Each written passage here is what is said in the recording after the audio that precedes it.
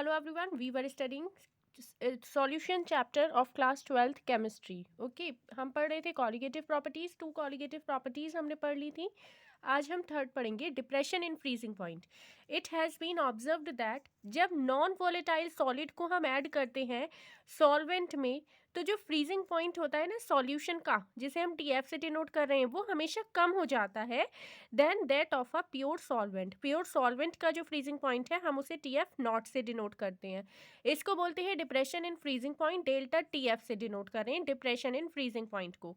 ठीक है, अब देखिए डेल्टा टी एफ जो है depression in freezing point, this is equals to solvent का जो फ्रीजिंग पॉइंट है माइनस जो सॉल्यूशन का फ्रीजिंग पॉइंट है. ठीक है, अगर सॉल्वेंट वाटर होता है तो उसका फ्रीजिंग पॉइंट है 0 डिग्री सेल्सियस, तो डेल्टा टी एफ आ जाता है 0 minus T F. Okay,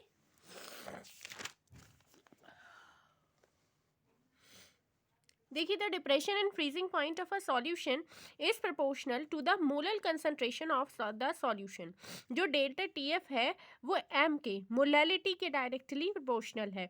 molality का साइन हटाकर जब हम इक्वल का साइन लगाते हैं तो के एफ एक कांस्टेंट लगा देते हैं. ठीक है, के एफ क्या है? Molal freezing point depression constant. इसको हम क्रायोस्कोपिक कांस्टेंट भी बोलते हैं. ठीक है, अब देखिए इसकी डेफिनेशन कैसे लिखेंगे. अगर एम की वैल्यू है यहाँ पर 1, तो डेल्टा टी एफ की वैल्यू के एफ के इक्वल हो जाएगी. ठीक है, इसलिए जो molal freezing point depression constant है के एफ, उसको हम डिफाइन करते हैं the depression in freezing point. The depression in freezing point delta T F for 1 mole solution, for 1 molal solution. ठीक है, that is a solution contain 1 mole of solute dissolved in 1000 gram of solvent. 1 molal solution. ये देखिए graph है इसका, ये vapour pressure है, यहाँ पर देखिए वेपर प्रेशर है, ये टेम्परेचर है, ये है सॉल्यूशन का, ये है सॉल्वेंट का, ये दोनों का डिफरेंस है delta T F. This is solution, this is solvent, this is frozen solvent. ठीक है, आगे देखिए अब हम डिटरमाइन करेंगे मोलर मास को solute from depression in freezing point. Delta T F के एफ एम के इक्वल होता है. एम है मोलैलिटी, मोलैलिटी है number of moles of solute upon mass of solvent.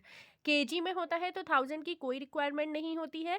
अगर ग्राम में होता है तो 1000 से हम मल्टीप्लाई करते हैं यहाँ पर. ठीक है, इस एम की वैल्यू को हम यहाँ पर पुट कर देंगे, ये आ जाएगा T F is equals to delta T F is equals to K F.